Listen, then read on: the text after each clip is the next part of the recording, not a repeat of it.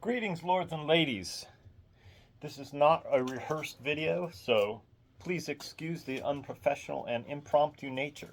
Today, we are getting a tour of my helmet. I believe my helmet is the best helmet ever in life, and I thought I would share some of its high points, key points with you.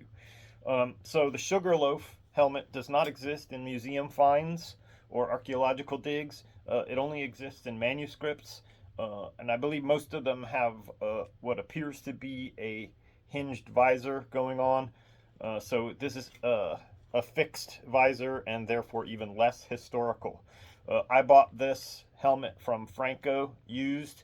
Thanks, Franco. It has served me well, and I hope to be buried with it. I believe it is 13 gauge stainless, and I have taken many substantial blows directly to the dome of this helmet. There's a little imperfection you can see in the ridge here. That was there when I got it. This helmet was made by Shark Armory. I touched base with them, and they actually did make this helmet.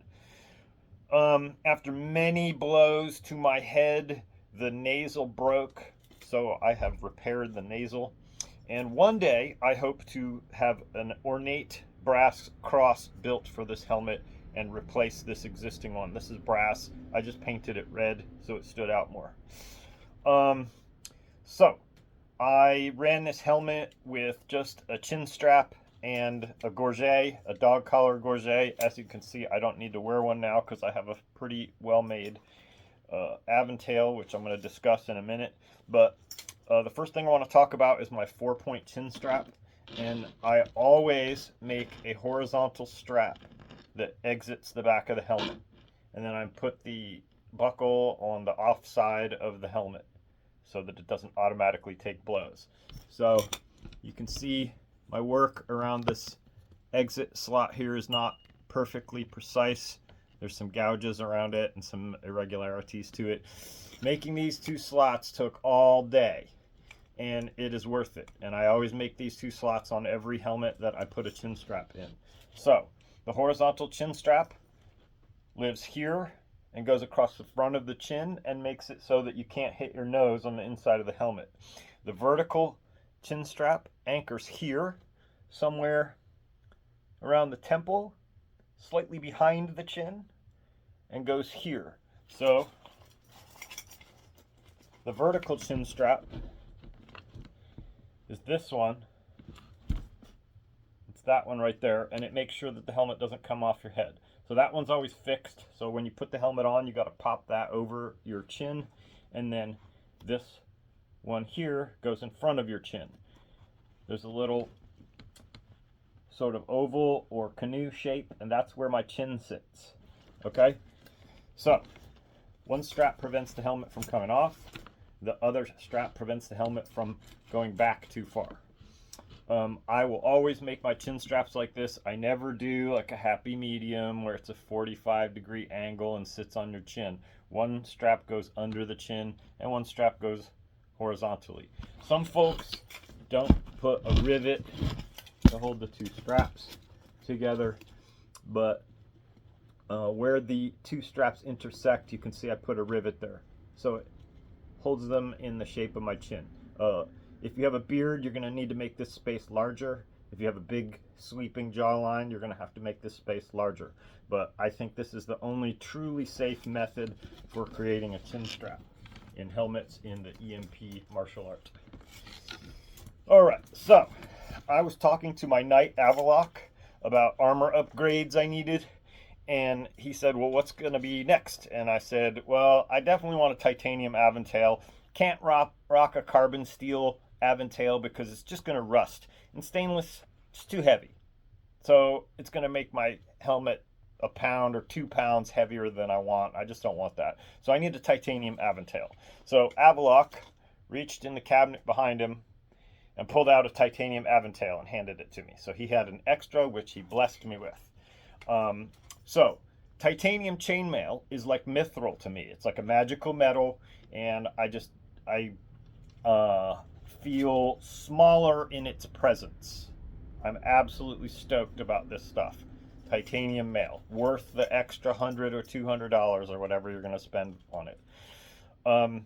So I stared at this Aventail for a year before I even started the project. Finally, I bought a padded arming cap with mantle from Nadler Metal Crafts. It was on sale, and so after much consideration, I said I'm going to make a leather insert, which you can see the edge of it right here. I'm going to make the leather insert fit the inside of the helmet exactly, and then I'm going to sew the titanium to the leather. So you can see up in there, every ring has a stitch, right? And every stitch is marked and spaced perfectly. I took a long time to do this, and I messed it up the first time, so then I had to go back through and do it again. I counted the rings, and I marked every stitch perfectly. And then the thread that I used is the super beefy waxed nylon thread, and I doubled it up. So that leather will die before those stitches come out. I waxed this leather because it's only like 7 or 8 ounces, hoping that sweat and stuff won't make it deteriorate as quickly. Okay, so then I cut this padded mantle. You can see that there's some chainmail not covered by the padded mantle right there.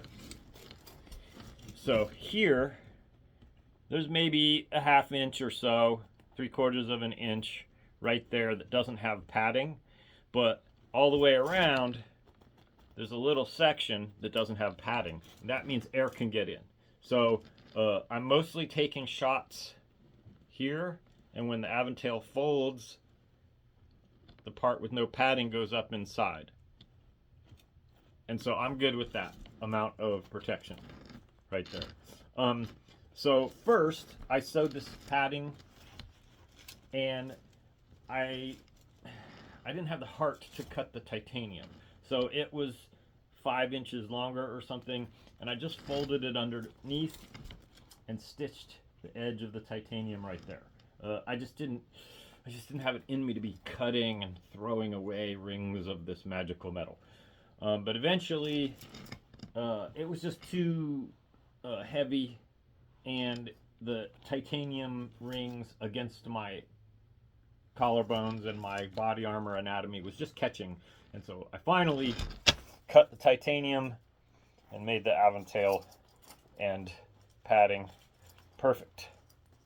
And then I put this rondelle on there to protect my neck vertebrae, and it has saved me many times. It's just hanging out there loose and doesn't interfere with anything, doesn't bang or nothing, doesn't scrape. It just hangs out there, and when I get hit there, I am always glad I did this. So if you have an Aventail that's padded but has no rigid protection on the neck, I highly recommend a plate right here. Just put a piece of paracord through there or a leather thong and just let it dangle.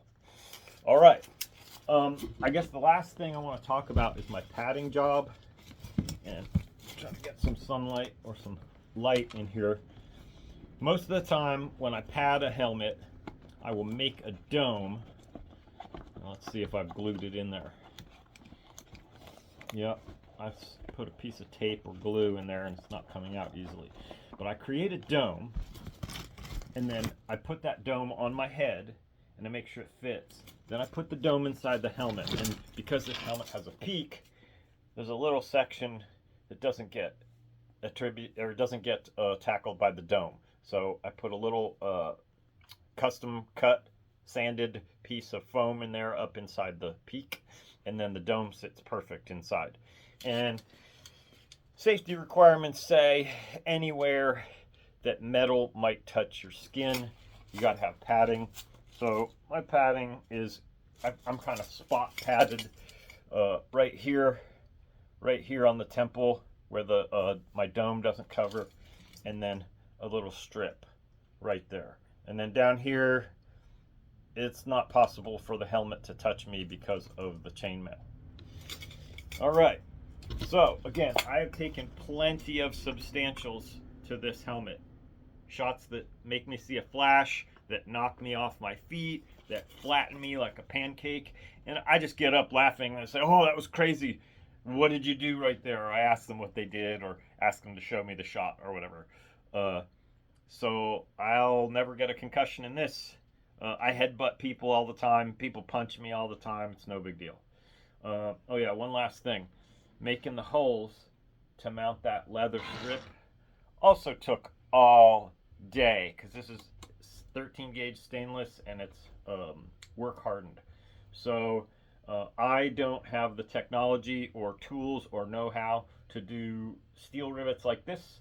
So I just did what I knew how to do, which is put the copper rivets in. And I guess one more note. You see that the strap is right above the maille. Okay, so the maille is attached right there, and I made the maille end right where the strap starts. So the maille doesn't need a cutout in it for the strap to go through, and they don't interfere with each other. So when I put the helmet on, the maille wants to get in the way, and the padding wants to get in the way. So I have to shake my head a little bit, and then it slides right on. And usually I can just grab the strap and pull it, and the little hole that I made for my chin just hops onto my chin. And then it's no big deal to reach back here. Again, I put the buckle towards the off side, because on-side shots are the most common. And I just never get hit back here. So this buckle's never going to die. When I situate my helmet on my head,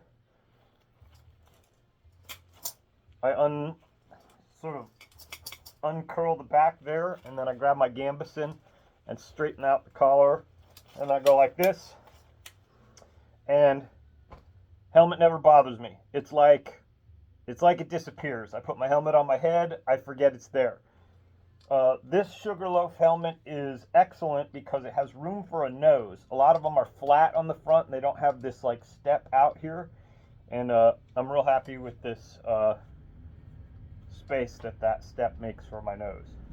So there it is, my Sugarloaf helmet, my magic 13 gauge stainless Sugarloaf helmet with titanium Aventail and a big red cross. Thanks a lot.